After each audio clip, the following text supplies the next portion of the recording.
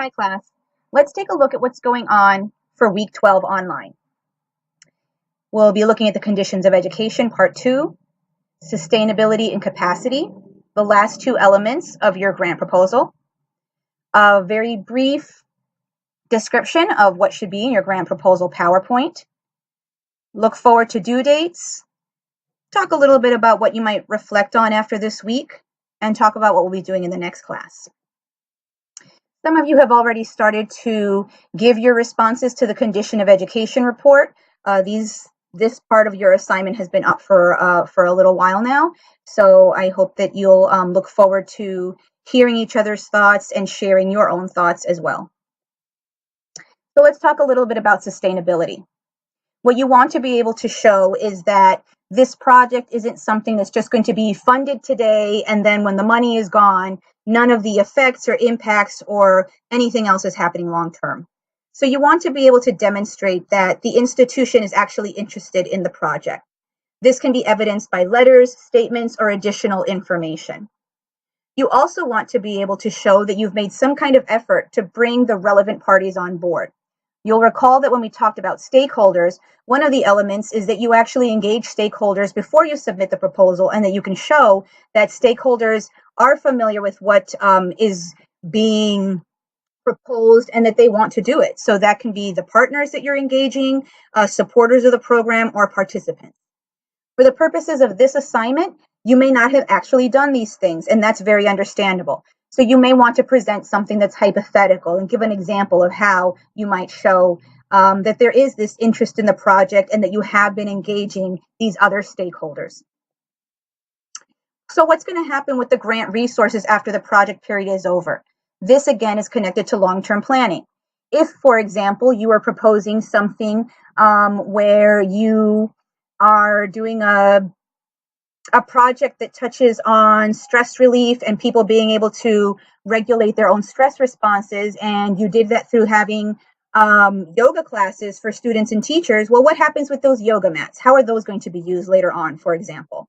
And then you have to think about whether or not, after the project period is over, someone else is going to be picking up some of the costs. So who else might be able to provide sources of funds? There may also be things where you may say, well, once we have these particular materials in school, there's not an additional cost. So you can address that within your project as well in your narrative. Here's an example of how someone has responded to part C1 and question A, or one of those bulleted questions that I just mentioned.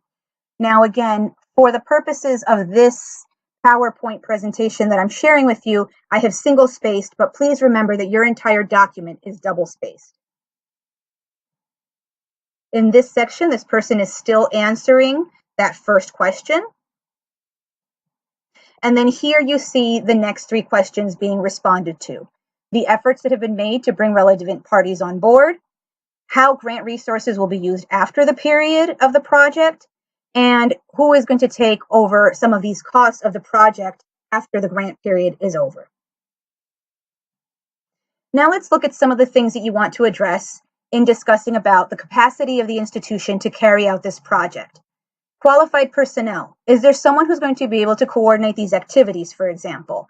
Are there people in-house who are going to maybe help do some of the activities, or to communicate the project to the community or to students? Do you have space? If you say that you're going to do something that takes up a certain amount of space, do you have space to do this? Do you have a place where you're going to be able to, for example, the sample that I've been showing you oftentimes throughout the semester is a garden. Do they have space to be able to hold this garden? Do you have the necessary materials to start off the project, or how are you addressing this?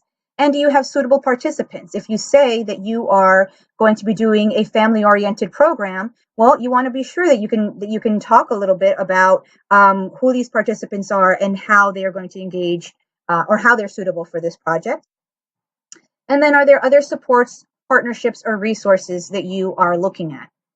Additionally, what's the previous track record of the institution? Have you ever done a project like this, or are there already projects running in the school where you can show that we know how to be able to organize one of these initiatives and we can do this?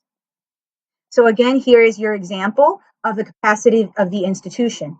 You can see that this is relatively brief, just a couple of paragraphs, but it does address the questions. For these two sections, 3 to 4 double-spaced pages should be enough space for you to be able to talk about this. So on April 30th, you will be sharing with the class about your project. Please submit this by 4 p.m. via Blackboard so that I can organize it and we can have smooth transitions between presenters.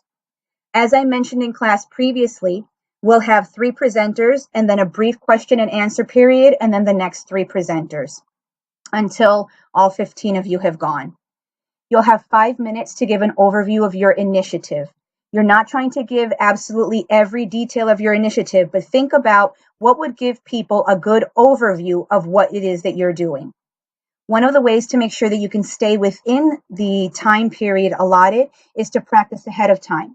You might notice that the first time when you talk about your project, you may go over. And then as you reflect on what you said in that practice period, you'll be able to really get a sense of what might be more details than you need to actually share. At least that's my experience when I practice presentations. So let's take a look at the due dates coming up. Some of you have already started to email your group and myself. By Monday, April 16th, please make sure that you have shared your autoethnography part 3 with your group. And you will be submitting a draft that has parts 1, 2, and 3, even though the focus may just be part 3. Please give your group mates feedback by Monday, April 23rd, and note that your final draft is due via Blackboard on Monday, April 30th. Again, some of you have already started to respond to the questions on VoiceThread for the Condition of Education report, and some of you have already started to respond to one another. Please submit your responses to questions by Tuesday, April 17th, and please respond to your classmates by Monday, April 23rd. Your sustainability and capacity sections are also due April 23rd, and your grant via PowerPoint. Your grant PowerPoint or presentation is due via Blackboard on Monday, April 30th by 4 p.m. Most of your assignments, as you know, are due by 11:59, but this presentation is due by 4 p.m. because you will be presenting between that 5 and 7 p.m. slot that afternoon. So as you complete your sections, or as you start to think more about how you're going to talk about the sustainability and capacity elements of your grant proposal, what were some things that you hadn't considered prior to reading over the questions or listening to me talk a little bit about the questions and seeing the examples that have been presented in this presentation?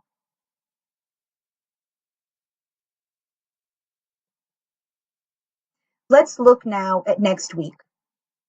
Next week, you'll be reading, you'll be reading chapter 5 in Berliner and Glass. And we'll also be talking a little bit about the Condition of Education, part 3. We'll have a wonderful group presentation on student readiness from our last group. And then as a reminder, on April 23rd, your sustainability and capacity sections of the grant proposal are due. I hope you have a wonderful week, and I look forward to seeing you in class in the future.